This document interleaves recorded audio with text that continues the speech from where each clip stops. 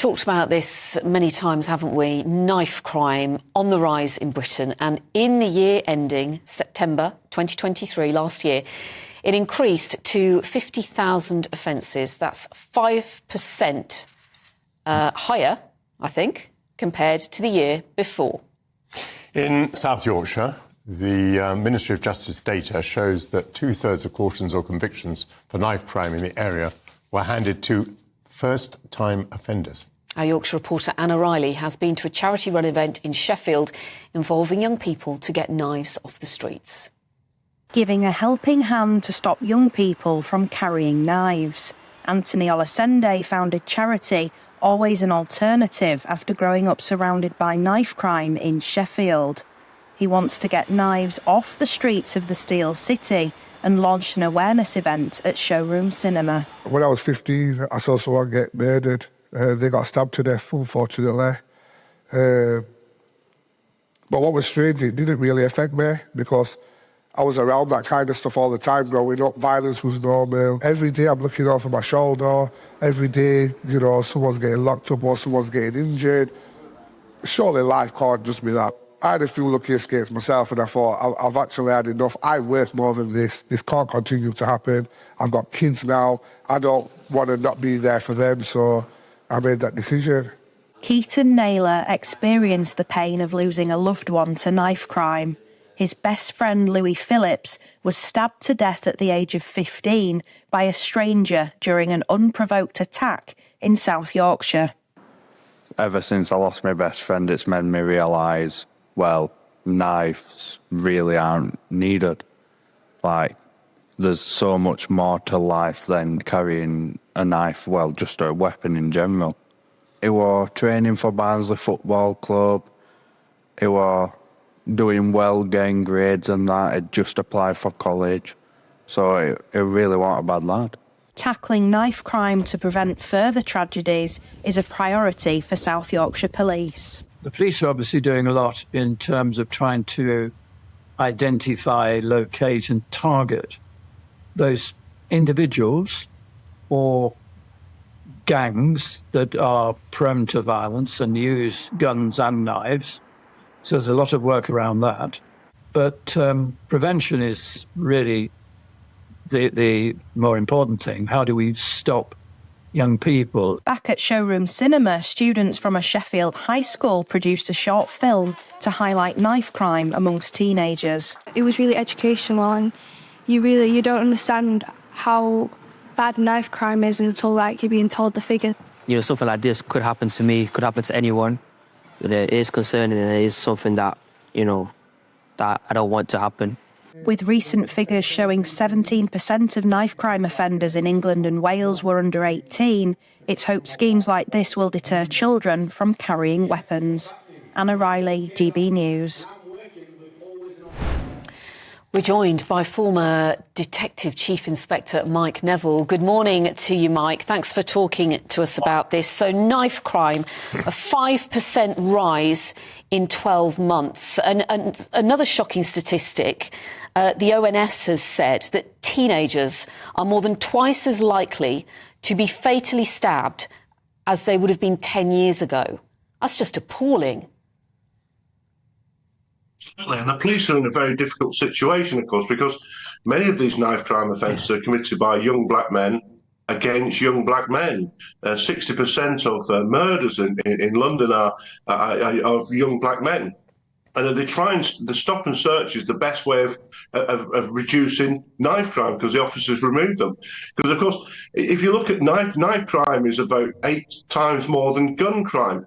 Because knives are far easier to obtain than guns. You can simply go to a shop and buy a kitchen knife. Many of those that you can see on the screen, you could use for cutting bread or cutting meat. They're easy to obtain. But the police are really handicapped because they face this constant accusation of racism when they try to deal with it. Well, you mentioned stop and search there. Are you saying it should be random stop and search? Because if it was, would that not risk creating a lot of anger in the community? I'm not suggesting it should be random at all, but the police's ability to stop and search is constantly criticised. You know, every time they do it, the police's power to stop and search people, for example, carrying a knife, if you've been convicted for carrying a knife in the past, that was removed from one of the reasons that you could be stop and searched. You had people being knighted. The former deputy commissioner of the police was knighted for reducing stop and search. And the more you reduce stop and search, the more murders there are with knives. So my question is this: what's better, a hand in your pocket or a knife in your guts? That's the fact. You know, I'm sure the second is far worse. Mike Neville, it was very shocking to see a young man there speculating that he could be a victim of a knife crime. And we saw youngsters there making films, which warms the heart. I think what you're saying is that making films is not as effective as police action. Are you absolutely convinced that of all the policy changes that could be made, stop and search is the most likely to be effective? Yes, I am, because I've done youth work all my life, and I know the value of this, and I applaud the people involved in these schemes where you're trying to get young people to be different. But the young people who'll be making films are not really the young people who are in gangs and using these knives. And it's just all the time, the elephant in the room is a race issue, and you've not quoted the statistics at all around race, because as I've said, 60% of knife crime in London, for example, is of knife murders are committed by young black men who represent 2% or 2 or 3% of the population of London. And by doing more stop and search, you're actually saving lives. And you talk about anger in the community, and we often have these same people shouting at the screen when it's really the mothers of the victims we should be listening to. But Mike, you're talking about black people in London, but we also know that knife crime is surging in rural areas as well. We had knife attacks, several of them in a matter of weeks in Bristol recently. I just wonder if the root of this is to do with young people being bored, and there aren't the youth clubs anymore that they can go to. They're missing those sorts of facilities. Well, first off, I disagree that Bristol was any form of rural community. It's a city. No, I know. I'm not saying it's. I wasn't saying that. With youth clubs, what we found, a study in Sweden found, all you do with a youth club is you just facilitate a place where gangs can meet. There are plenty of voluntary organisations, scouts, cadets, rugby clubs, boxing clubs, which offer a very structured activity. They're the ones that we should be encouraging, and that's what I've been actively involved in for the last 30 years. They're the ones that can help young people, whether they're black, white. Mike Neville talking to us there. I thought he was making a rather strong point, and he was making it from the point of view, as he says, of a lifetime of working with young people. And if we're not prepared to identify the nature of the problem because we're nervous about being accused of racism, same old problem, if we can't identify the things statistically, the chances are that we're going to direct our efforts to the wrong places. Is that not a worry? No, that is. I do take your point, and I also see that it's not solely the police's problem to get rid of knife crime. Parents, knife amnesties, parents could perhaps help with that.